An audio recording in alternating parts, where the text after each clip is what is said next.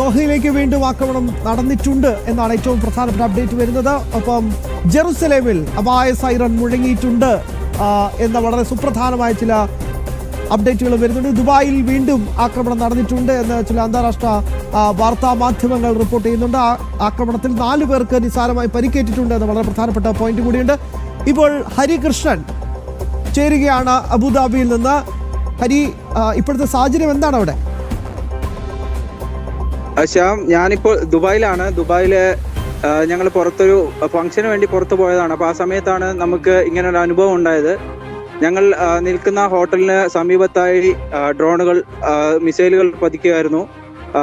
ഞങ്ങളെല്ലാവരും സുരക്ഷിതരാണ്. ഞങ്ങളിപ്പോൾ വേറെ കുഴപ്പങ്ങളൊന്നുമില്ല. ഇവിടെ നിലവിൽ ഒരു ശബ്ദങ്ങളൊന്നും കേൾക്കണില്ല. കുറച്ചു മുമ്പ് ഞങ്ങൾ ഒരു അരമണിക്കൂർ മുമ്പ് വരെ ഞങ്ങൾ ഈ ശബ്ദങ്ങൾ കേട്ടോണ്ടുണ്ടായിരുന്നു.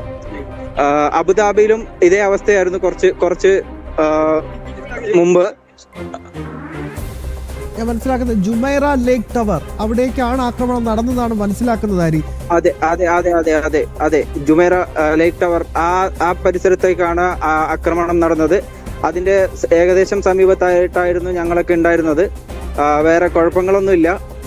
ഇവിടുത്തെ പ്രാദേശിക ഭരണകൂടം, എംബസി, ഇവരുടെയൊക്കെ ഒരു നിർദ്ദേശവും പ്രതികരണങ്ങളൊക്കെ കൃത്യമായി ലഭിക്കുന്നുണ്ടല്ലോ.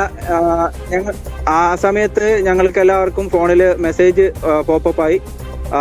എല്ലാവരും സേഫ് ആയിട്ട് ഇരിക്കാനും അകത്ത് തന്നെ ഇരിക്കാനും അനാവശ്യ യാത്രകൾ ഒഴിവാക്കാനുമുള്ള നിർദ്ദേശങ്ങളാണ് നമുക്ക് ഇവിടുത്തെ ഗവൺമെന്റിന്റെ ഭാഗത്തു നിന്ന് ലഭിച്ചുകൊണ്ടിരിക്കുന്നത്. നിലവിൽ ഗതികളെല്ലാം അവർ വിലയിരുത്തിക്കൊണ്ടിരിക്കുകയാണ്. അവർ ഇവിടുത്തെ ഗവൺമെന്റിന്റെ നിർദ്ദേശപ്രകാരം ഇപ്പോഴെല്ലാം അണ്ടർ കൺട്രോൾ എന്നാണ് ഇപ്പോൾ കിട്ടുന്ന അപ്ഡേറ്റ്. ഞങ്ങൾക്ക് ഇപ്പോൾ കിട്ടിക്കൊണ്ടിരിക്കുന്ന അപ്ഡേറ്റ് ഞങ്ങൾ എല്ലാവരും സേഫ് ആയിട്ട് തുടരുക എന്നതാണ് ഗവൺമെന്റ് അറിയിക്കുന്നത്.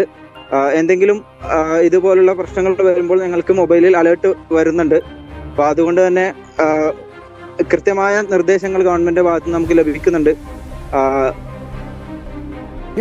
നിലവിൽ സ്ഥിതി ശാന്തമാണ്. തീർച്ചയായും ഹരി, എന്തായാലും സുരക്ഷിതമായി തുടരുക, നിർദ്ദേശങ്ങളൊക്കെ പാലിക്കുക. എംബസി മുഖാന്തരം എല്ലാ പൗരന്മാരുമായി ബന്ധപ്പെടുന്നുണ്ട് എന്നാണ് വിദേശകാര്യ മന്ത്രാലയം അല്പസമയം മുമ്പ് അറിയിച്ചത്.